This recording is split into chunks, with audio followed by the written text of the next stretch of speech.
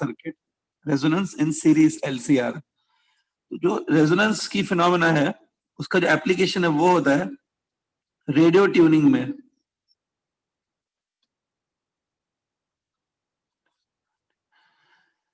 C radio को आप tuning करो या टीवी को ट्यूनिंग करो, दोनों होता है, रेडियो ट्यूनिंग या तो फिर टीवी ट्यूनिंग। देखो रेडियो ट्यूनिंग या टीवी ट्यूनिंग क्या होता है, ट्यूनिंग करना मतलब चैनल को सिलेक्ट करना। जब आप कोई भी चैनल सिलेक्ट करते हो टीवी पे या फिर रेडियो पे, रेडियो पे उसको हम लोग रेडियो स्टेशंस कहते हैं, जो चैनल्स होते हैं रेडियो स्टेशंस। टीवी पे उसको चैनल्स कहा जाता है। Whenever you select any channel on the radio और any channel on the TV, उस प्रोसेस को टीवी ट्यूनिंग कहते हैं या रेडियो ट्यूनिंग कहते हैं। ठीक है, अब जब भी आप कोई चैनल सेलेक्ट करते हो ना रेडियो पे, it is because of the resonance, resonance phenomena से होता है। ठीक है, अभी एग्जैक्टली कैसे होता है उतना डिटेल में तो नहीं जाना है, हाउ एग्जैक्टली दिस हैपेंस।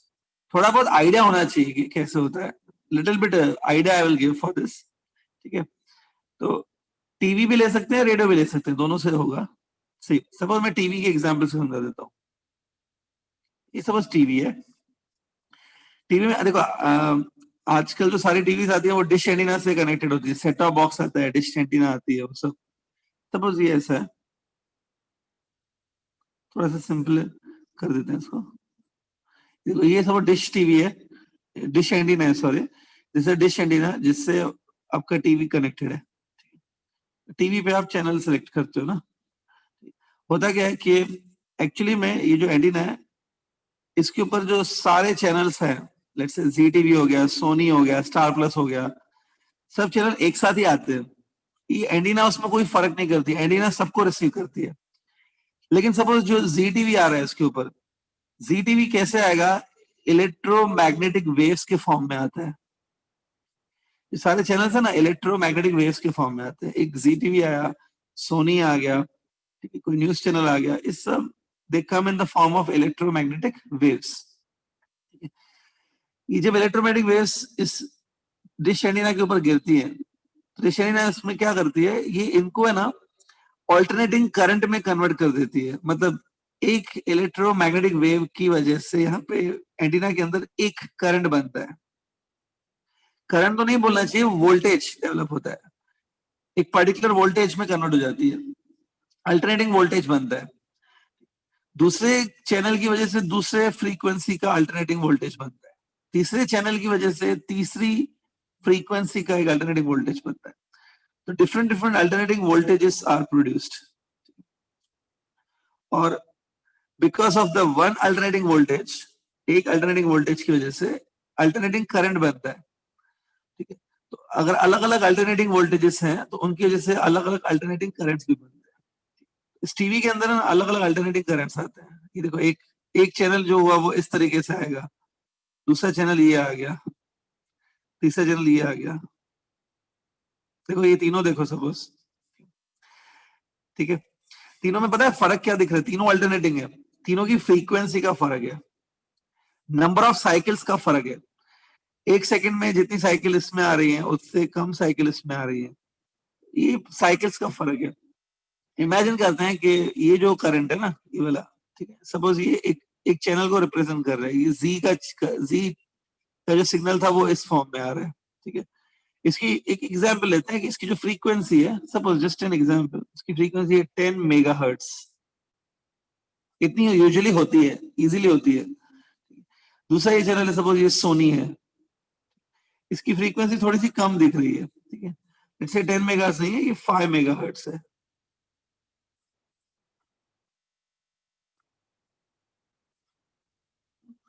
और ये जो तीसरा चैनल है इसकी फ्रीक्वेंसी काफी ज्यादा दिख रही है, काफी ज्यादा साइकिल्स आ रही है। ठीक है, सपोज ये कोई न्यूज चैनल है, ठीक है, आज तक है ये, ठीक है, न्यूज चैनल चल रहा है, इसकी फ्रीक्वेंसी काफी ज्यादा है, इसकी फ्रीक्वेंसी 20 मेगाहर्ट्ज है।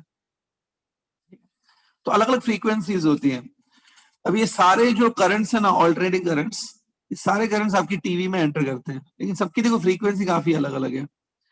अब टीवी के अंदर क्या होता है, टीवी के अंदर एक सीरीज LCR सर्किट लगा होता है। Inside the TV there is series LCR circuit. ये जो सारे करंट्स है ना, ये सब ऑल्टरनेटिंग करंट्स हैं, they passes through the LCR circuit, ये एलसीआर सर्किट से पास होते हैं, ठीक है। अब जब आप रिमोट कंट्रोल पे ये बटन प्रेस करते हो ना, कोई भी आपने चैनल सेलेक्ट करने के लिए बटन प्रेस किया, तो बटन प्रेस करने से क्या होता है, ये जो अंदर एलसीआर सर्किट है ना, इसका कैपेसिटेंस यूजुअली चेंज होता है by changing the remote button. Button को प्रेस करके आप ये कैपेसिटेंस को चेंज करते हो, ठीक है। जब आप बटन प्रेस करते हो रिमोट कंट्रोल का, आपने बटन प्रेस किया, उससे कैपेसिटेंस यूजुअली चेंज होता है। हो सकता है किसी किसी टीवी में कैपेसिटेंस की जगह इंडक्टेंस चेंज होता हो, लेकिन यूजुअली कैपेसिटेंस चेंज होता है। जैसे आप बटन प्रेस करते हो, उससे कैपेसिटेंस गेट चेंज्ड। अब कैपेसिटेंस चेंज होगा तो उससे पता है क्या होगा, ये जो एलसीआर सर्किट है, इस एलसीआर सर्किट की जो रेजोनेंट फ्रीक्वेंसी होती है, resonant frequency is given by 1/2 pi root of LC, याद है। तो कैपेसिटेंस जैसे ही तुम चेंज करते हो ना, रेजोनेंट फ्रीक्वेंसी भी चेंज होती है। अब सपोज रेजोनेंट फ्रीक्वेंसी को मैंने चेंज करके 10 मेगाहर्ट्ज कर दिया, रेजोनेंस फ्रीक्वेंसी 10 मेगाहर्ट्ज हो गई। यहाँ पर ये जो अलग अलग करंट्स है ना, जो आपके इसमें से जा रहे हैं, इसमें भी देखो एक करंट है 10 मेगाहर्ट्ज वाला। तो क्या होगा, इस सर्किट की जो रेजोनेंट फ्रीक्वेंसी है वो 10 मेगाहर्ट्ज है। तो ये जो 10 मेगाहर्ट्ज वाला करंट है ना, ये जो जी वाला चैनल है, इसका फ्रीक्वेंसी भी 10 मेगाहर्ट्ज है। ये करंट जो है ना, ये बढ़ जाएगा, क्योंकि आपको याद है ड्यूरिंग रेजोनेंस करंट बढ़ता है। ये जो 10 मेगाहर्ट्ज वाला करंट है, इसकी जो फ्रीक्वेंसी है, it's matching with resonant frequency ना, रेजोनेंस आएगा। ग्राफिकली का समझाऊं मैं, ग्राफिकली समझा देता हूं।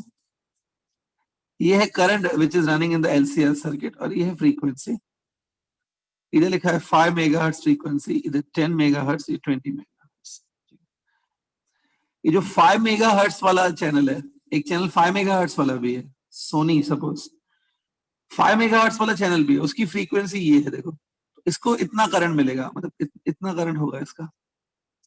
लेकिन जो 10 मेगाहर्ट्ज वाला चैनल है ना, इसकी जो फ्रीक्वेंसी है, कितनी है इसकी फ्रीक्वेंसी, 10 मेगाहर्ट्ज है। It is matching with resonant frequency. इस चैनल का जो करंट है ना, वो सबसे ज्यादा आएगा।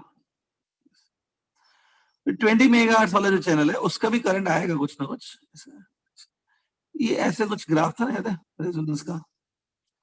तो जो 10 मेगाहर्ट्ज वाला चैनल है ना, उसका जो करंट है वो सबसे ज्यादा बनेगा, ठीक है। बाद में इस एलसीआर सर्किट के साथ साथ कुछ और सर्किट्स भी कनेक्टेड होते हैं, जिनको फिल्टर सर्किट कहा जाता है। फिल्टर सर्किट क्या करेंगे, ये जो बाकी करंट्स है ना, जो छोटे वाले करंट्स हैं, इन सबको फिल्टर आउट कर देते हैं। सिर्फ वही करंट पास हो जाता है जो सबसे ज्यादा मैक्सिमम है। तो टीवी में आपका जो ये 10 मेगाहर्ट्ज वाला चैनल है, उसका करंट सबसे ज्यादा है, वही सिलेक्ट होता है। आपको स्क्रीन पे वो चैनल दिखाई देता है जिसके लिए रेजोनेंस ऑकर हुआ है, ये वाला चैनल आपको दिखाई देगा। ऐसे टीवी का सिलेक्शन होता है चैनल्स का, ठीक है। बटन प्रेस करके रिमोट कंट्रोल पे कोई भी चैनल आप सिलेक्ट करते हो कितना इजीली, लेकिन अंदर ये सब फिनोमेना होती है, ठीक है। तो बिना रेजोनेंस फिनोमेना के एक पर्टिकुलर चैनल सिलेक्ट नहीं हो पाता है। तो resonance is needed for selection of the channels, ठीक है। थोड़ा ध्यान में रखो इस चीज को, रेडियो ट्यूनिंग है, टीवी ट्यूनिंग, ठीक है। क्लियर? हाँ, कीप इट इन माइंड, ठीक है। बस एक छोटी सी लास्ट पॉइंट है जो मैं कवर कर लेता हूं, उसके बाद ये चैप्टर फिनिश हो जाएगा थ्योरी का, ठीक है। ठीक, छोटी सी पॉइंट मैं डिस्कस कर लेता हूँ। ये हमने जब रेगुलर लेक्चर्स में डिस्कस किया था, वही सेम है। चोक कॉयल क्या होता है आपको थोड़ा बहुत मालूम होना चाहिए। चोक कॉयल मैंने आपको पहले डिस्कस हुआ है, जिसमें थोड़ा सा ही बताऊंगा इसके बारे में। चोक कॉयल मैंने बताया था ट्यूबलाइट्स में यूज होता है, याद है। ट्यूबलाइट में जो बीच में एक हैवी पार्ट लगाया जाता है, उसको चोक कॉयल कहते हैं। ये सब उस ट्यूबलाइट है, इसमें ऐसे चोक कॉयल लगाया जाता है, ये वाला ऐसा, इसको बोलते हैं चोक कॉयल। बताया था ये। खाली आपको ये याद होना चाहिए कि चोक कॉयल का क्या क्या फंक्शन होता है, वो इंपॉर्टेंट है एग्जाम्स के लिए। ठीक, देखो इसका नेम है चोक कॉयल। कॉयल मतलब क्या होता है बेसिकली, कॉयल मतलब ऐसा होगा, ये है कॉयल, ठीक है। लेकिन ये जो कॉयल है ना, ऑब्वियसली किसी मेटल की बनी होगी, इट्स अ मेटल कॉयल। तो इस मेटल की जो रेजिस्टेंस होगी ना, मेटल की वायर की जो रेजिस्टेंस होगी, वो वायर की रेजिस्टेंस मैं साइड में दिखा देता हूँ ऐसे। और ये जो कॉइल है ना, कॉइल का सेल्फ इंडक्टेंस होता है एल। तो चोक कॉइल कुछ ऐसा होता है, it consist of L and also R. अब चोक कॉइल में होता क्या है कि एल ज्यादा होता है, L is very much high, ठीक है, compare to the value of R. R काफी लो रहती है। It's a feature of choke coil. Choke coil की प्रॉपर्टी है कि एल ज्यादा रखा जाता है, आर कम होती है, ठीक है। अब देखो, अगर एल ज्यादा करोगे तो ओमेगा इंटू एल करके होता है ना, ओमेगा इंटू एल को एक्सएल बोलते हैं, इंडक्टिव रिएक्टेंस। एक्सएल भी हाई होता है कंपेयर टू आर, ठीक है। ये चीजें फीचर थोड़े याद रखो चोक कॉइल के। अब चोक कॉइल का फंक्शन क्या होता है वो समझा देता हूं मैं। देखो, सपोज ये ट्यूबलाइट है, चोक कॉइल जो है ना वो इसके साथ सीरीज में कनेक्ट होता है, मतलब चोक कॉइल ऐसे यहां पे कनेक्ट होता है, ये सपोज चोक कॉइल है,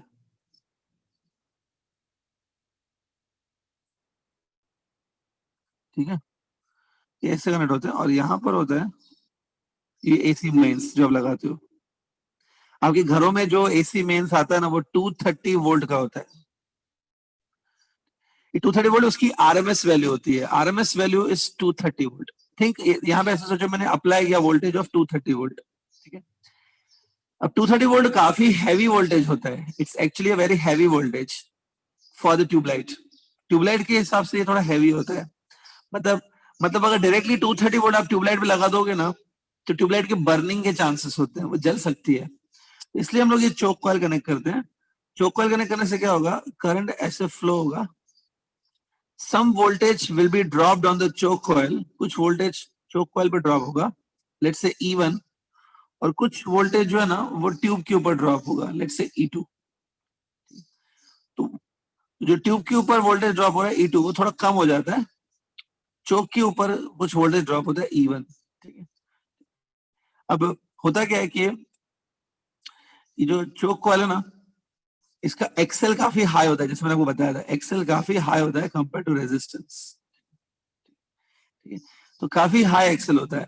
तो जब इसमें से करंट पास होता है ना, ये करंट पासेस, हीट ज्यादा नहीं बनती है, क्योंकि करंट से हीट तभी बनती है जब रेजिस्टेंस होना चाहिए। ये देखो आर कम है ना काफी, ये कम रेजिस्टेंस की वजह से हीट कम बनती है। ये एक्सेल ज्यादा होने की वजह से हीट नहीं बनती है, आर कम होने की वजह से हीट कम बनती है।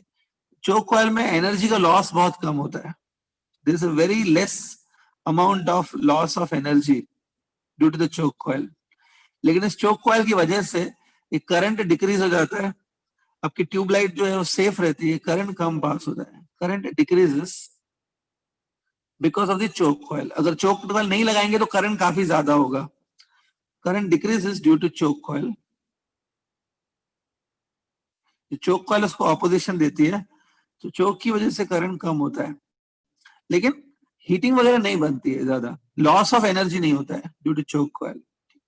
अगर अभी चोक नहीं लगाओगे, मत लगाओ, सिर्फ रेजिस्टेंस कनेक्ट कर दो ऐसा, ओनली रेजिस्टेंस, तो भी चल जाएगा, लेकिन रेजिस्टेंस से काफी ज्यादा हीट प्रोड्यूस होगा, which is a loss of energy.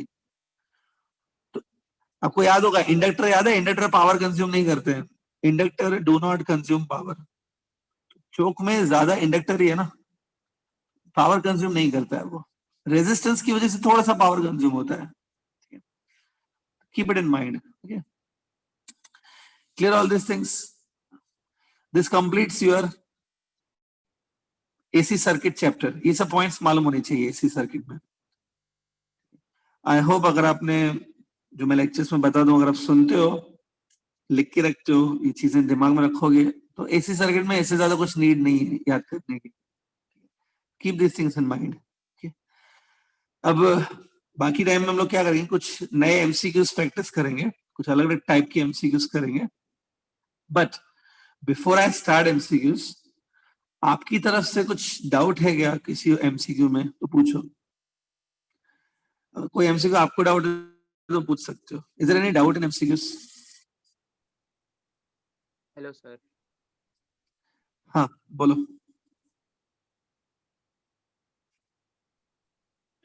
बोलो। सर क्वेश्चन ये है सर। बोल तो रहा हूँ, बोलो, 2 बार तो बोल चुका हूँ, बोलो ना।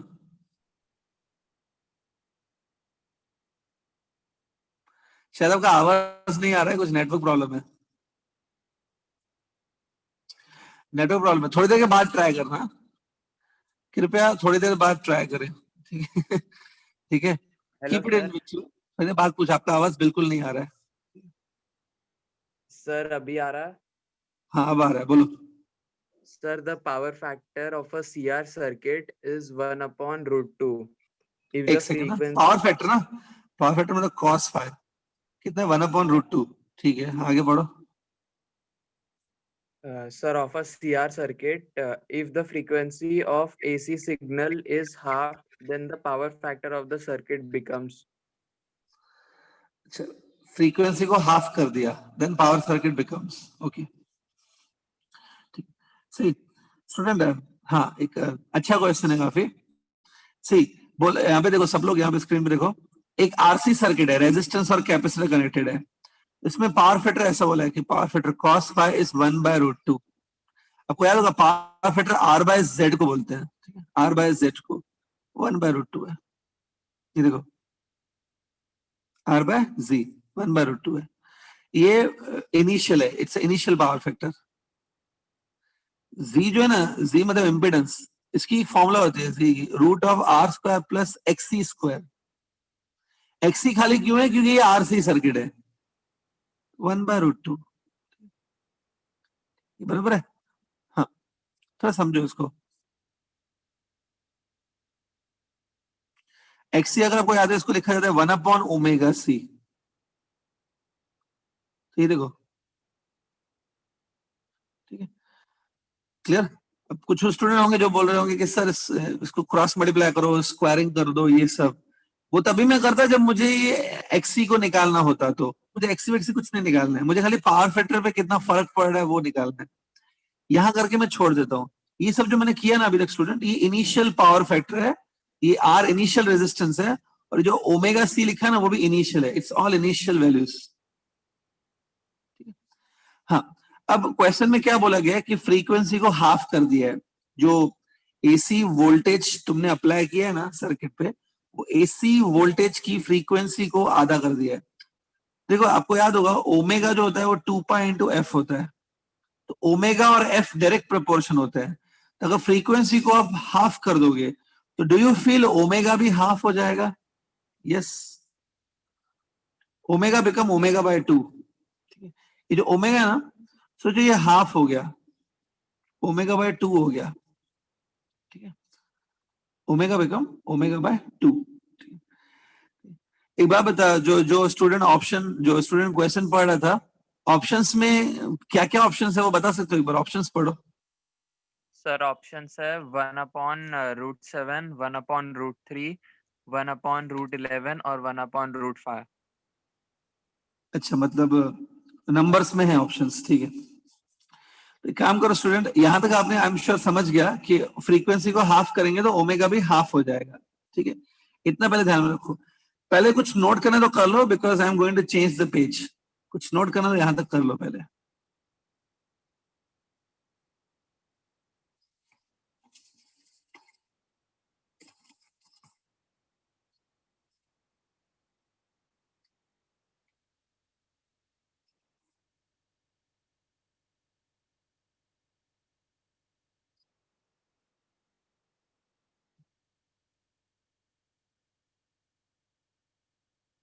हो गया? Yes sir. ठीक, आगे बढ़ते हैं। देखो मैंने पहले आपको फाइंड किया, जो इनिशियल पावर फैक्टर था ना, वो ऐसे मैंने बताया, आर स्क्वायर प्लस 1/ओमेगा C the whole square equal to 1/√2। ये इनिशियली है ना, इसको थोड़ा सा सॉल्व करते हैं। डू द क्रॉस मल्टीप्लीकेशन, और क्रॉस मल्टीप्लाई करने के बाद स्क्वायरिंग करो। After doing cross multiplication square it, तब का ऐसा आएगा, 2r² is R square plus 1/ओमेगा सी द होल स्क्वायर। थोड़ा सा सॉल्व सॉल्व करो, आपको ये आएगा, r इज इक्वल टू 1/ओमेगा सी आएगा। मतलब इनिशियली जो आपका ये था ना, इनिशियली जो आपका पावर फैक्टर था, इनिशियली जो आपने किया, इनिशियली 1/ओमेगा सी किसके इक्वल था? आर के इक्वल था, ठीक है, ये इनिशियल वाला है, ठीक है। हाँ, अब देखो, अब मैंने आपको बताया कि क्योंकि ओमेगा को हाफ कर दिया है, omega become omega by 2, omega को अभी हाफ कर दिया है, तो जो ये ओमेगा है ना, now it become omega by 2। अब हमको न्यू पावर फैक्टर निकालना है, तो देखो मैं अभी न्यू से स्टार्ट करूं। New cos phi will be given by r divided by root of r square plus 1 upon omega new वाला लेंगे, omega new into C the whole square, बराबर। ये देखो, देखो रेजिस्टेंस को चेंज नहीं किया है, सी को चेंज नहीं किया, लेकिन ओमेगा चेंज होगा क्योंकि आपने फ्रीक्वेंसी को चेंज किया है, तो ओमेगा बिकम ओमेगा बाय 2। तो ये जो न्यू ओमेगा है वो लेंगे तो न्यू पावर फैक्टर मिलेगा, R root of R square plus omega new को पता है हम लोग क्या लिख सकते हैं? ओमेगा 2 को हम लोग ऐसे लिख सकते हैं, ओमेगा इनिशियल वाला डिवाइडेड बाय 2। तो जो ओमेगा न्यू है ना, इसको मैं लिखूंगा ओमेगा जो इनिशियल था डिवाइडेड बाय 2, 2 ऊपर आ जाएगा, बराबर। तो 2 का स्क्वायर 4 होगा, 4 को तुम बाहर ले लो, बाकी क्या बचेगा? 1/ओमेगा सी स्क्वायर ही बचेगा। 1/ओमेगा सी जो है मैंने प्रूफ किया था कि आर के इक्वल होता है, जो ओरिजिनल 1/ओमेगा सी था वो किसके इक्वल था? आर के इक्वल था। तो देखो ये 2 का स्क्वायर 4 हो गया, बाकी जो 1/ओमेगा सी स्क्वायर है ना, उसको मैं आर लिख सकता हूं, ऐसा होगा, ठीक है। तो अभी अभी खत्म हो रहा है ये question. 4r square plus R square become 5r square, करो सॉल्व, थोड़ा r रूट 5 आएगा, ये कैंसिल हो गया, 1/√5 आ गया न्यू पावर फैक्टर। देख लो हुआ क्या है, पहला जो आपका इनिशियल पावर फैक्टर गिवन है ना, उसमें से आपको निकालना है कि ओमेगा सी की वैल्यू कितनी है इन टर्म्स ऑफ आर। बाद में यहाँ पे ओमेगा सी चेंज हो गया because omega reduce to half, यहां पर भी ओरिजिनल ओमेगा सी को लेकर आना है और फिर उसको आर सब्स्टिट्यूट करना है। क्लियर कैसे करना है? Yes, sir.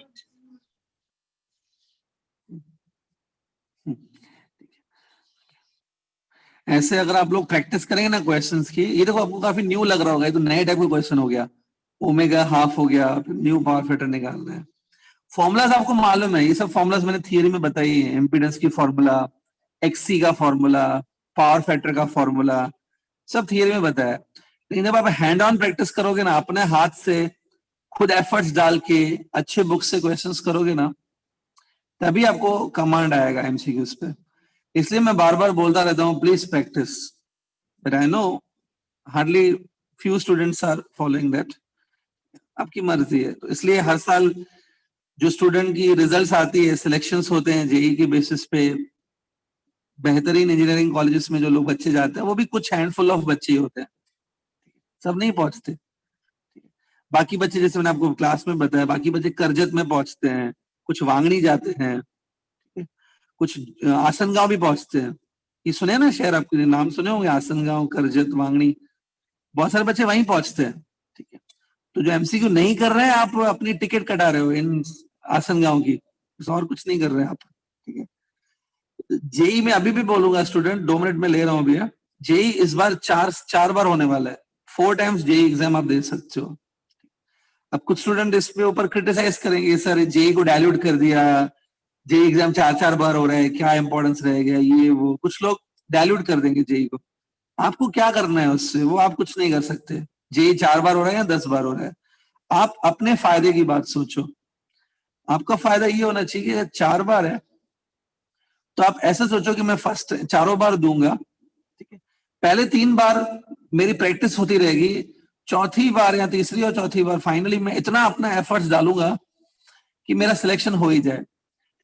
आप उस हिसाब से सोचो, दिन रात एक कर दो मई महीने तक, अभी तो खाली 5 महीने बाकी है मई तक, दिन रात एक कर दो, मई में आपका जो जे एग्जाम है या अप्रैल में जो होने वाला है उसमें इतना अपना एफर्ट्स डालो कि आपकी रिजल्ट शाइनिंग हो जाए, सबसे ज्यादा अच्छी रिजल्ट आपकी आ जाए।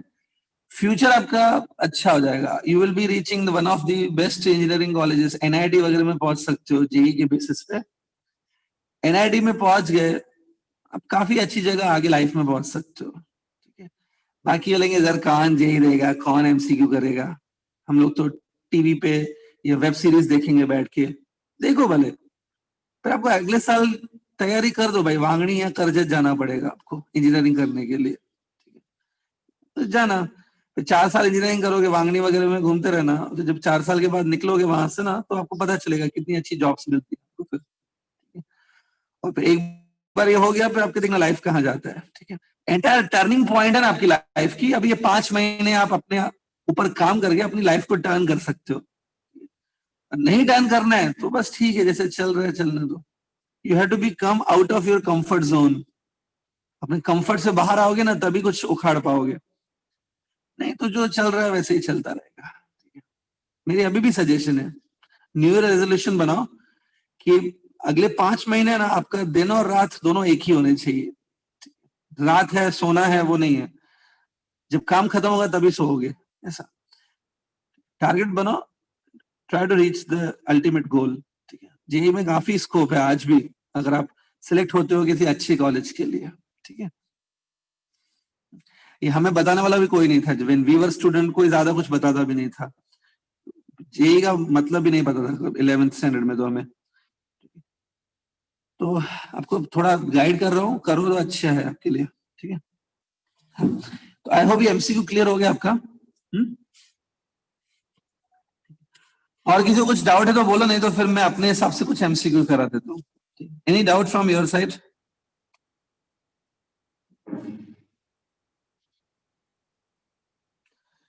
आकांक्षा बोल रही है नीट 2020 का एक क्वेश्चन कराने वाला था. नीट कौन सा, मुझे तो याद नहीं है. थोड़ा माइक ऑन करके बताओ, कभी बोला था मैंने. सर आपने जब एसी सर्किट पढ़ाया था पावर फैक्टर में नीट 2020 में क्वेश्चन आया था, तो आपने बोला करवाऊंगा. फिर जब हाँ, फिर जब एक स्टूडेंट मतलब बालाजी ने पूछा था, तो तभी आपने बोला आप मुझे एंट्रेंस में बताओ, मैं तभी करवा दूंगा. वो क्वेश्चन याद है बेटा आपको? मतलब पता है आपको है क्या क्वेश्चन? क्वेश्चन हाँ सर, मैं बोलती हूँ एक बार. बोलूं? हाँ बोलो. A series LCR circuit is connected to an AC voltage source. When L is removed from the circuit, the phase difference between the current and the voltage is pi by 3. When L is removed ना, inductance बोला आपको. हाँ, L जब remove करेंगे तो phase difference between current end voltage pi by 3 है. फिर if instead C is removed from the circuit, the phase difference is again pi by 3 between the current and the voltage. The power factor of the circuit is. हाँ. Okay, student. हाँ, ठीक है. Okay. Everybody please see here. हाँ, तो ये जैसे बता रही आकांक्षा, ये नीट में इस साल आया हुआ क्वेश्चन है. It's NEET 2020 question. ठीक है. इस बार भी नीट 2 या 3 बार हुआ था अल्टीमेटली. तो उसमें ये क्वेश्चन बोल रही आया है, एक एलसीआर सर्किट है. मतलब एक्चुअली में इंडक्टर, कैपेसिटर, रेजिस्टेंस तीनों प्रेजेंट है. एक्चुअली तीनों प्रेजेंट है, लेकिन ऐसे इमेजिन करेंगे अगर एल निकाल दिया तो पावर फैक्टर तो नहीं दिया. वो जो फाई एंगल होती है, it's phi is angle between total voltage and total current in the phasor diagram. Phi angle pi by 3 है. कैपेसिटर को रिमूव किया तो भी फाई एंगल पाई बाय 3 है. पावर फैक्टर निकालना है. कौन से सर्किट का? एलसीआर सर्किट का पावर फैक्टर निकालना है. देखो एक बात बताओ, अगर आपने एल को रिमूव किया, लेट्स से हमने एल को रिमूव किया, तो आपको मालूम है आर और सी सर्किट बन जाएगा. वो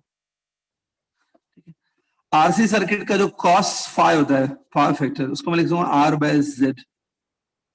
मैं पहला केस ले रहा हूं स्टूडेंट. सपोज मैंने एल को रिमूव किया, cos phi become R by Z. Phi angle आपको पाई बाय 3 दी हुई है ना, कॉस ऑफ पाई बाय 3 हो जाएगा. z को क्या लिखेंगे? z को लिखेंगे root of R square plus X square. बराबर.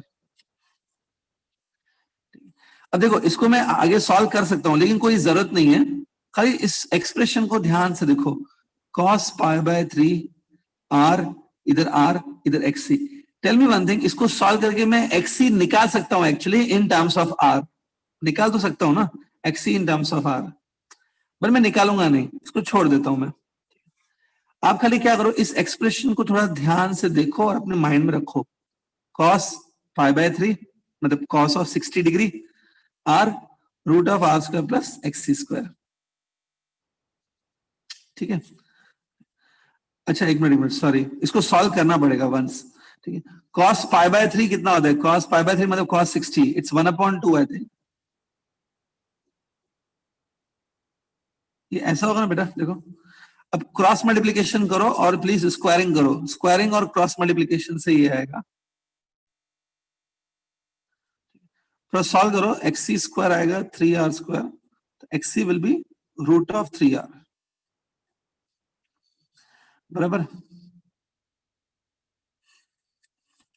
ठीक है। तो ये RC सर्किट के साथ हुआ। अब देखो अगर ये कैपेसिटेंस रिमूव किया है, कैपेसिटेंस रिमूव किया तो फिर ये LR सर्किट बन जाएगा, LR। उसमें भी बोला है कि फाई एंगल π/3 ही रखी हुई है, cos phi is equal to R upon Z। Phi angle फिर से π/3 लेनी है, Z को हम लोग ऐसे root of R square plus XL square, क्योंकि अभी कैपेसिटर रिमूव किया है तो LR सर्किट बन गया ना। एक बार बताओ ये दोनों एक्सप्रेशन देखो, इज इट सेम ना, देखो ऑलमोस्ट सेम है, देखो खाली ये XC की जगह यहाँ पे XL है, बाकी तो एग्जैक्ट सेम है। तो लॉजिक ये बनता है कि इसको जब सॉल्व करेंगे ना तो इसमें से XL मिलेगा, XL भी इतना ही आएगा ना जितना √3R है। देखो ये दोनों सेम है एग्जैक्टली, सिर्फ XC की जगह XL है, तो आगे चल के सॉल्व करने पे जो XC का वैल्यू आया वही XL का वैल्यू आएगा, ठीक है। हाँ अब हमारा देखो जो रियल LCR सर्किट है, रियल में जो LCR है मतलब तीनों रियल में प्रेजेंट है, ये जो रियल LCR सर्किट है इसका पावर फैक्टर निकालना है। ये देखो cos phi, it is R/Z। Z कितना होता है, Z इतना होता है root of R square plus, आपको याद होगा XL minus XC the whole square होता है। लेकिन एक बात बताओ, इज इट ये XL और XC इक्वल है कि नहीं एक्चुअली में? Yes, XL and XC are equal. अगर XL और XC इक्वल है मतलब ये रेजोनेंस का केस है, it's a case of resonance. घाई मत करो अमन कुमार, ये रेजोनेंस का केस है। आपको याद है रेजोनेंस के टाइम पे क्या होता है, during resonance XL become equal to XC, XL XC equal है एक्चुअली। तो ये 0 आएगा ना, दिस विल कम 0, तो ये सिर्फ होगा R डिवाइडेड बाय R होगा। R अपॉन R कितना होता है, 1 होता है, cos phi 1 होता है, रेजोनेंस के टाइम पे होता है cos phi 1। पावर फैक्टर असली में कितना है, 1 है सर्किट का। आकांक्षा देखो 1 ऑप्शन में है क्या? सर आंसर 1 ही है। हो गया, देखो पावर फैक्टर 1 आ रहा है, समझा स्टूडेंट? इंडक्टर को रिमूव किया, ये RC सर्किट बन गया जिसको मैंने ऐसे लिखा है। कैपेसिटर को रिमूव किया तो ये LR सर्किट बन गया।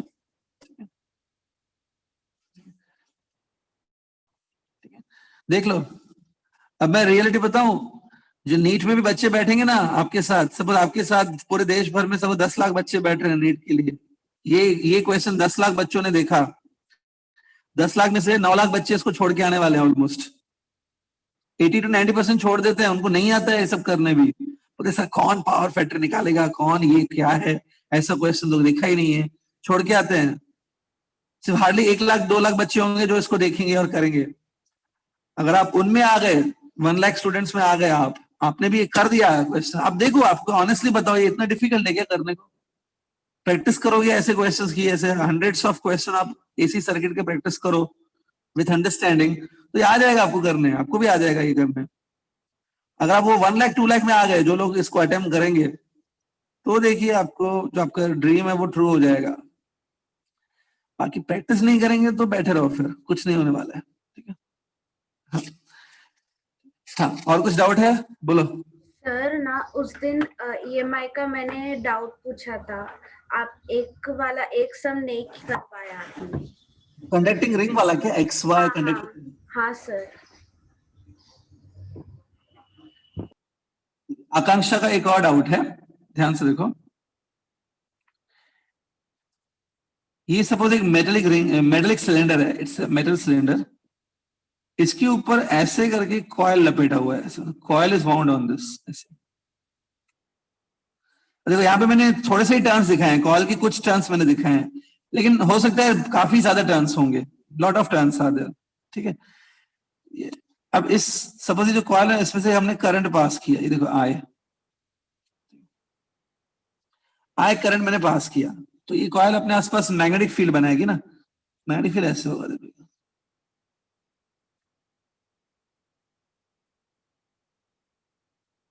ये जो मैग्नेटिक लाइंस मैंने बनाए ना इसको फ्लक्स भी बोल सकते हो, flux will be produced around it, बराबर। हाँ ठीक है, ठीक है। और यहां पर आगे क्या दिया हुआ है कि ये जो सिलेंडर है ना आगे भी कंटिन्यू है ऐसा, थिंक ये सिलेंडर आगे बनाया मैंने, यहां पर ऐसा एक मेटल की रिंग रखी हुई है, देखो ऐसे,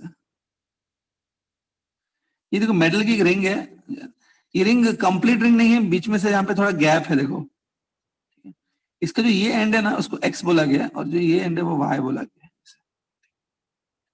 ठीक है। और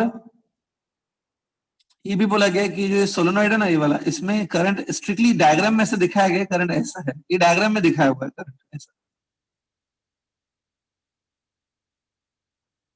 ये देखो जो मैंने एरोस बनाया ना अभी, ये डायग्राम में दिखाया हुआ है, आपको मैं डायग्राम एक बार दिखा देता हूँ, ये देखो, if you can see this diagram,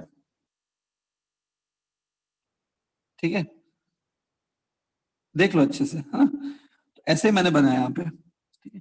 अब क्वेश्चन ये है कि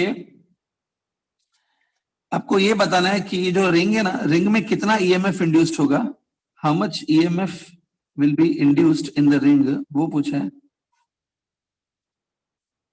ठीक है। और ये भी पूछा है कि जो एक्स और वाई जो टर्मिनल्स है ना, एक्स और वाई में से कौन सा टर्मिनल पॉजिटिव बनेगा, कौन सा टर्मिनल नेगेटिव बनेगा रिंग का, मतलब ईएमएफ इंड्यूस होगा between X and Y terminals, x will be a positive terminal or y will be the positive terminal, you have to search which is a positive terminal, ठीक है। और सिर्फ इतना ही नहीं है, क्वेश्चन में कुछ और चीजें भी गिवन है, क्वेश्चन में ये बोला गया है कि जो ये वायर में करंट है ना आई, ये करंट चेंज हो रहा है, करंट चेंज होगा तो ये मैग्नेटिक फील्ड भी चेंज होगी, तो ये जो मैग्नेटिक फील्ड है ना, जो मैग्नेटिक फील्ड प्रोड्यूस हो रही है ये चेंज होगी टाइम के साथ। The magnetic field is given by this formula B0 plus alpha t। इसमें B0 और जो अल्फा है ना ये दोनों कांस्टेंट्स हैं, B0 अल्फा नहीं चेंज होंगे, कांस्टेंट्स हैं, t टाइम है, तो जैसे से t चेंज होगा as a time will change B भी चेंज होगा, तो मैग्नेटिक फील्ड चेंज हो रहा है, ठीक है। हाँ ओके, सो इसका हम लोग क्या करेंगे, B का सबसे पहले आप डेरिवेटिव ले लो, dB by dt, डेरिवेटिव लेंगे ना तो B0 का डेरिवेटिव नहीं होगा, अल्फा टी का डेरिवेटिव लेंगे, अल्फा आएगा just, dB by dt is equal to alpha, ठीक है। अब देखो आपको मालूम है ये जो मैग्नेटिक फील्ड है वो इस रिंग में से पास हो रही है, रिंग की जो एरिया है वो A है, A is the area of the ring, ठीक है। तो रिंग में से जो फ्लक्स जा रहा है ना, the flux which are passing through the ring, flux will be given by B into area, बराबर। लेकिन देखो ये जो B है वो चेंज हो रही है ना, this B is changing with time, आप क्या करो दोनों साइड डेरिवेटिव ले लेंगे, d phi by dt dB by dt into A, A is the area of this ring, dB by dt value कितनी है, अल्फा है ना, अल्फा A, और d phi by dt आपको मालूम है क्या होता है, d phi by dt is the EMF induced in the ring ना, अल्फा A आएगा, A जो है वो एरिया है इस कॉइल की, ठीक है। एरिया को हम लोग पाई आर स्क्वायर भी लिख सकते हैं, एरिया को मैंने पाई आर स्क्वायर लिख दिया, circular area of the ring pi R square लिख दिया, तो ईएमएफ इंड्यूस इतना होगा पाई आर स्क्वायर अल्फा, ठीक है, ये रिंग क्लियर। तो ऑप्शंस अगर आप देखोगे यहाँ पे ऑप्शंस हैं, काफी सारे ऑप्शंस है, pi R square alpha, pi A square alpha, pi R square alpha, pi A square तो नहीं होगा, पाई आर स्क्वायर ही होगा ये वाला, या ये भी हो सकता है ना ऑप्शन, ऑप्शन में खाली ए अल्फा लिख दो, ये दोनों सही है, देखो ये दोनों, ये भी। अब हमको खाली ये चेक करना है कि x जो एंड है वो पॉजिटिव टर्मिनल है कि y एंड जो है वो पॉजिटिव टर्मिनल है.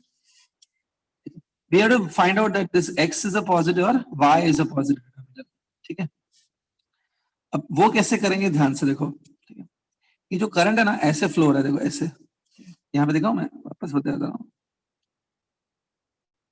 As per the diagram current ऐसे दिखाया हुआ है ऐसे. मतलब ये देखो ऐसे. तो आपको थोड़ा विजुअलाइजेशन करना पड़ेगा. देखो अगर आप ये जो डायग्राम में बना हुआ ये as per the given question है उसके जैसे क्वेश्चन में ऐसा दिखाया गया. अगर तुम यहां से इसको देखोगे let's say this is your eyes. यहां से जब देखोगे ना तुमको ये करंट एंटी क्लॉकवाइज दिखेगा. एंटी क्लॉकवाइज मतलब नॉर्थ पोल. एंटी क्लॉकवाइज मतलब नॉर्थ पोल. ठीक है. तो ये नॉर्थ पोल की तरह काम करेगा. फ्लक्स ऐसे निकलेंगे ना. वो मैंने बनाया भी है देखो. फ्लक्स ऐसे निकलेंगे. ठीक है. अब देखो जैसे से टाइम पास होगा as the T will pass जैसे ये टाइम बढ़ेगा बी भी इंक्रीज होगा ना. मैग्नेटिक फील्ड इंक्रीज होगा. As T will increase B will increase. ठीक है. टाइम कभी डिक्रीज नहीं होता है. टाइम हमेशा इंक्रीज होगा. बी भी इंक्रीज होगी तो ये फ्लक्स इंक्रीज होंगे.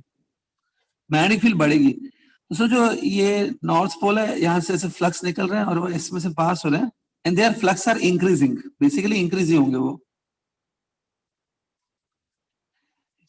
फ्लक्स इंक्रीज हो रहा है मतलब ऐसे इमेजिन करो कि जैसे सब नॉर्थ पोल इसके नजदीक आते जा रहे हैं. North pole is coming near and near to this ना.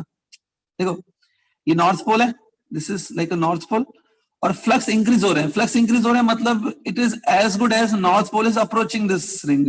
सपोज ये नॉर्थ पोल रिंग को अप्रोच करेगा तो भी फ्लक्स इंक्रीज होंगे. अभी भी फ्लक्स इंक्रीज हो रहे हैं.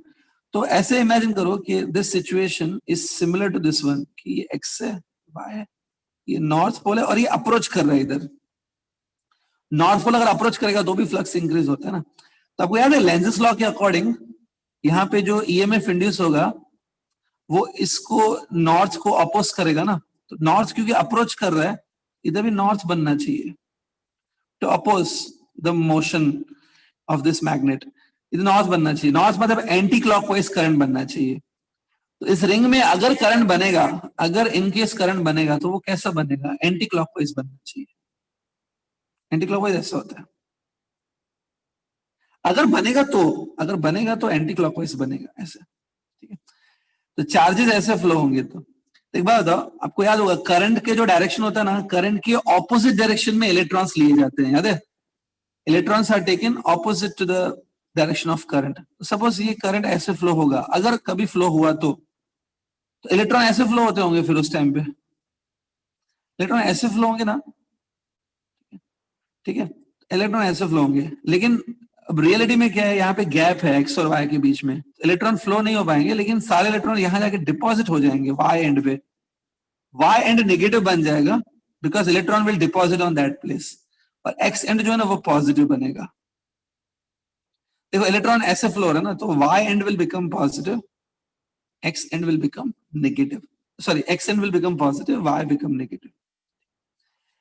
ठीक है. देखो ये होगा. ठीक है. जैसे ही तुम अगर ऐसे एक्स वाई को कनेक्ट करोगे ना तो फ्लो भी चालू हो जाएगा. लेकिन क्योंकि कनेक्टेड नहीं है flow will not be started. Getting this way. या कुछ स्टूडेंट अगर इनको कंफ्यूजन हो रहा है कि सर अभी भी क्लियर नहीं हुआ तो दूसरे तरीके से समझा देता हूँ. ये एक्स वाई ऐसा है. मैंने आपको क्या बताया अगर इनकेस करंट फ्लो होगा इनकेस इट फ्लोस तो वो कैसा होगा. एंटी क्लॉकवाइज करंट होगा. राइट ऐसा. लेकिन आपको मालूम है करंट कब फ्लो होगा जब आप इस सर्किट को कंप्लीट करोगे. सब आपने ऐसा किया कंप्लीट ऐसा हो गया. इसमें देखो करंट फिर एंटी क्लॉकवाइज फ्लो होगा. देखो अभी जब करंट ऐसे आएगा ना तो ये रेजिस्टेंस को पता है क्या लगेगा. रेजिस्टेंस को ऐसा लगेगा कि करंट एक्स में से आ रहा है कि वाई में से आ रहा है. From where current is coming X में से आ रहा है. तो करंट हमेशा पता है बैटरी के पॉजिटिव टर्मिनल से आता है. करंट हमेशा बैटरी के पॉजिटिव टर्मिनल से स्टार्ट होता है नेगेटिव की तरफ जाता है. तो ये रेजिस्टेंस के पॉइंट ऑफ व्यू से आप देखोगे ना तो आपको लगेगा कि current is coming from X and then going this way and going towards Y. तो X will act as a positive terminal of the battery. Y will act as a negative terminal of the battery. जो पूरा ring है ना वो एक battery की तरह काम करेगा. X will be positive terminal. Akanksha समझा क्या अभी. हाँ सर, समझा अभी, थैंक यू। तो आंसर है आपका x which is a positive terminal and a alpha, option A. क्योंकि अभी आप बोलेंगे तो पायर स्क्वायर क्वेश्चन में रेडियस गिवन ही नहीं है, a ही गिवन है क्वेश्चन में, यस सर, a अल्फा होगा। ठीक है, थैंक यू। हाँ ठीक है। So I hope this all things are clear to you. बाकी जो रिमेनिंग टाइम है उसमें मैं कुछ एमसीक्यू अपने हिसाब से करा देता हूँ, जो इंपॉर्टेंट एमसीक्यू है। ठीक है, ये देखो, let's see here some MCQs are there. एक बार अभी मैंने थोड़ी देर पहले वो नीट 2020 का क्वेश्चन कराया मैंने, पाई बाय 3 वाला, फार फैक्टर पाई बाय 3। ये क्वेश्चन देखो, एक मिनट, ये क्वेश्चन देखो सब लोग, क्वेश्चन नंबर 5 रीडेबल है कि थोड़ा चेंज करूं, जैसे बोलो, थोड़ा एडजस्ट करूं? रीडेबल है। हाँ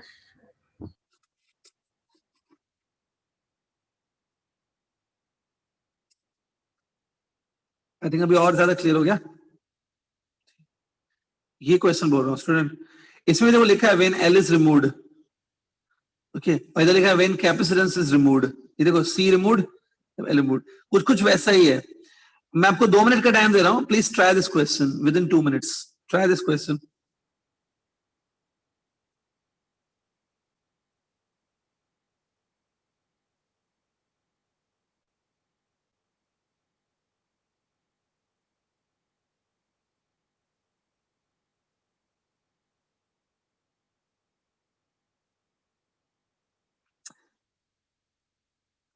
जो मैंने अभी थोड़ी देर पहले वो नीट 2020 का क्वेश्चन कराया ना, उसका थोड़ा लॉजिक यूज करो तो आपको हो जाएगा। आपको याद है जब सी रिमूव किया तो भी बोल रहा है ये पाई बाय 3 है, और एल रिमूव किया तो भी बोल रहा है पाई बाय 3 है। ये सिंपल पहला वाला केस है, पहला क्वेश्चन कराया। एक्सएल इक्वल एक्सी होगा ना, तो ये रेजोनेंस का केस है, XL must be equal XC. क्योंकि रेजोनेंस का केस है तो डेफिनेटली रेजोनेंस के टाइम पे जेड मिनिमम हो जाता है, Z become equal to R, R 100 ohms है, जेड भी 100 ओम्स आएगा। यस, काफी स्टूडेंट ने आंसर दिया इसका, 100 ओम इज आंसर। जिन्होंने वो पहला वाला क्वेश्चन समझा था पाई बाय 3 वाला, वो वही है, सेम क्वेश्चन रिपीट किया है थोड़ा अलग तरीके से। सबका हो गया? चलो अभी नेक्स्ट क्वेश्चन ट्राई करते हैं स्टूडेंट। ये है नेक्स्ट क्वेश्चन, ये वाला, सी दिस, डोंट वरी, ये मैं करा दूंगा आपको, ये मैं कराने वाला हूँ क्वेश्चन, आप खाली रीड करो एक बार। ग्रुप ऑफ इलेक्ट्रिकल लैंप्स, मतलब बल्ब ले सकते हो, बल्ब है, having a total power rating of 100 what, sorry 1000 what. देखो इधर लिखा है पावर रेटिंग, इसका मतलब है ये जो सारे बल्ब्स है ना, ये जो बल्ब्स का ग्रुप है, वो सब बल्ब्स मिलके जो टोटल पावर ले सकते हैं, टोटल पावर कंज्यूम कर सकते हैं, वो 1000 वॉट है। 1000 वॉट से ज्यादा पावर वो नहीं ले सकते।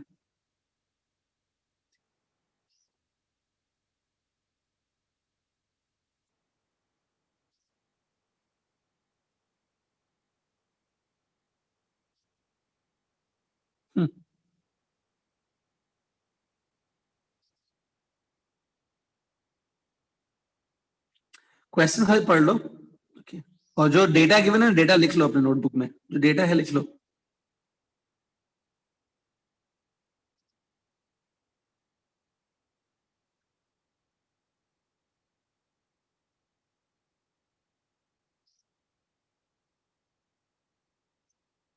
ओके, लिख लिया? हम्म, ठीक। तो क्वेश्चन थोड़ा अलग लग रहा है, चलो देखते हैं इस क्वेश्चन को कैसे अटेम्प्ट करना है, लेट्स सी। देखो स्क्रीन पर देखो ध्यान से, ये सपोज ये जो बल्ब्स है ना, वो बल्ब्स का ग्रुप में ऐसे बना रहा हूं, ये बल्ब्स हैं सारे, these all are bulbs.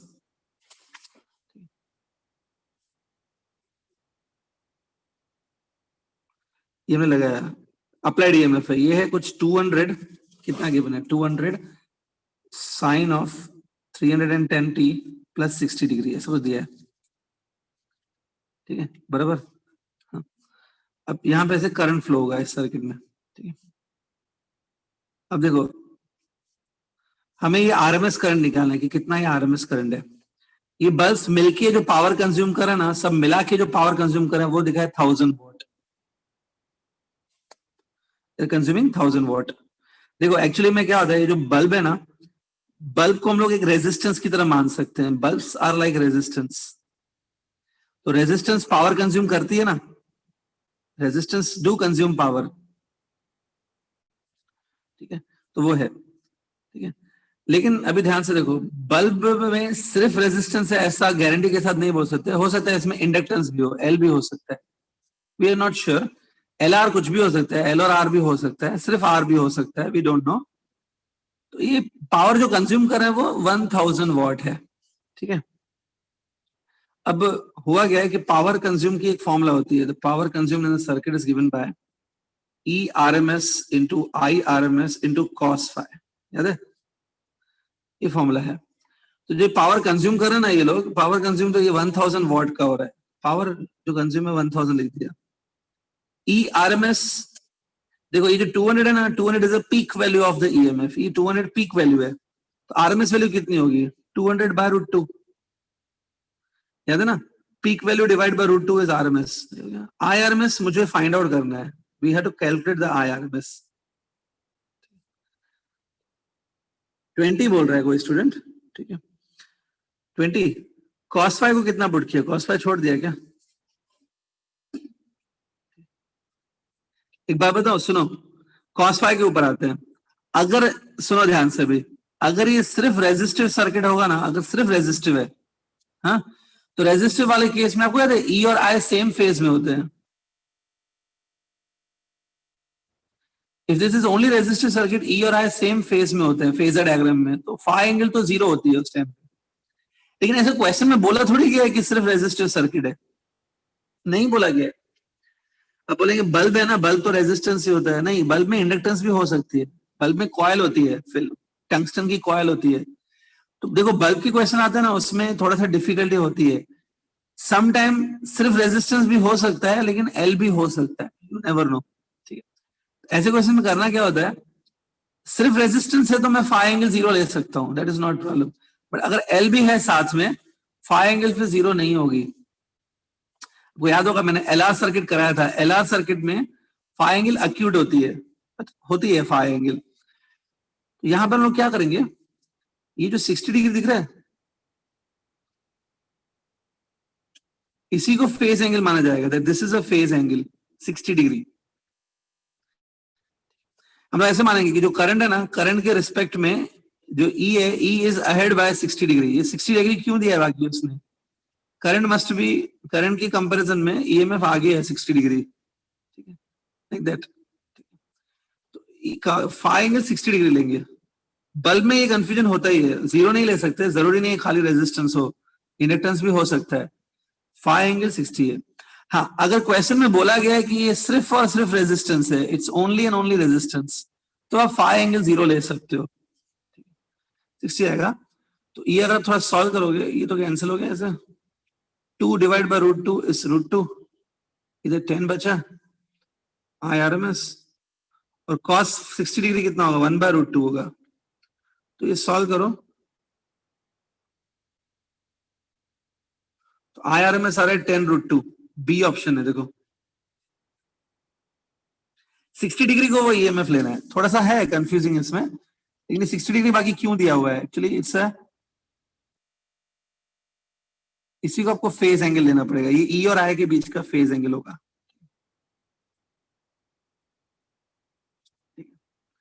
Answer 10√2 है।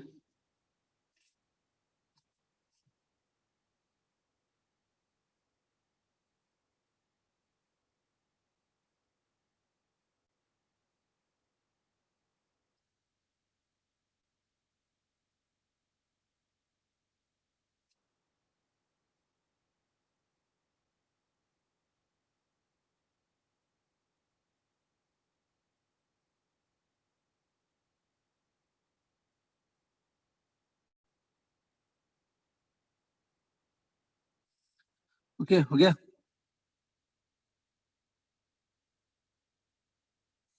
फिनिश्ड। चलो एक और क्वेश्चन ले लेते हैं, ये क्वेश्चन नंबर 8 देखो, 8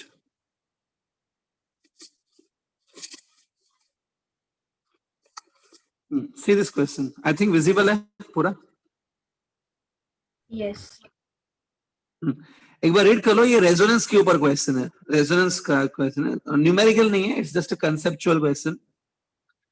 लिखा है एक LCR सर्किट है. रेजिस्टेंस है, इंडक्टर और कैपेसिटेंस है. Are connected in series. मतलब LCR हो गया. To an oscillator of frequency n. अब आप थोड़ा कंफ्यूज हो रहे होंगे कि ऑसिलेटर ऑफ फ्रीक्वेंसी n का मतलब क्या है. इसका मतलब है ये जो LCR सर्किट है, इसको हम साथ हमने कुछ अप्लाइड वोल्टेज कनेक्ट किया. कुछ भी इसको एक्सटर्नली कनेक्ट किया, सम अप्लाइड वोल्टेज. उसको जो फ्रीक्वेंसी है, frequency of the applied voltage, वो frequency n. n is a frequency of the applied voltage. If the resonant frequency लिखा है n r लिखा है, देखो ध्यान से, nr लिखा हुआ है, nr सफिक्स में r लिखा है. nr मतलब resonant frequency. Then current lags behind the voltage when. आपको फाइंड करना है कि जो रेजोनेंट फ्रीक्वेंसी है ना वो nr है, और जो फ्रीक्वेंसी ऑफ अप्लाइड वोल्टेज है वो n है. जब n और nr इक्वल होंगी ना, when n and nr are equal, तब रेजोनेंस ऑकर होता है. Resonance occur when frequency of the applied voltage n become equal to resonant frequency nr. ये ऑप्शन दिख रहा है. ये जब होगा तब रेजोनेंस ऑकर होगा. ड्यूरिंग रेजोनेंस मैंने आपको बताया था, ड्यूरिंग रेजोनेंस E और I सेम फेज में होते हैं ड्यूरिंग रेजोनेंस. यहाँ पे हमको क्या चाहिए कि E और I जो है ना, उसमें करंट लैग करना चाहिए बिहाइंड वोल्टेज. ये कब होगा? आई होप क्वेश्चन सबने पढ़ लिया. ठीक है. हाँ, अब इसको कैसे सॉल्व करना है वो देखो. सी सिंपल है. सी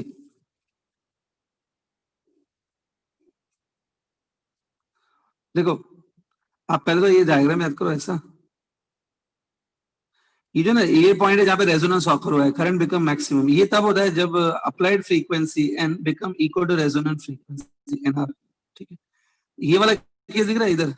इधर क्या होगा पता है? ये है, यहाँ पे क्या है, फ्रीक्वेंसीज कम है ना. If I plot here frequencies, यहाँ पे क्या है, लेस फ्रीक्वेंसी. यहाँ पर n लेसर देन nr है, रेजोनेंट फ्रीक्वेंसी से कम है. और यहाँ पर जो है, ये हायर फ्रीक्वेंसी जो है, यहाँ पे n greater than resonant frequency है. रेजोनेंट फ्रीक्वेंसी इसको बोलते हैं. तो ये उससे कम, इससे ज्यादा. ठीक.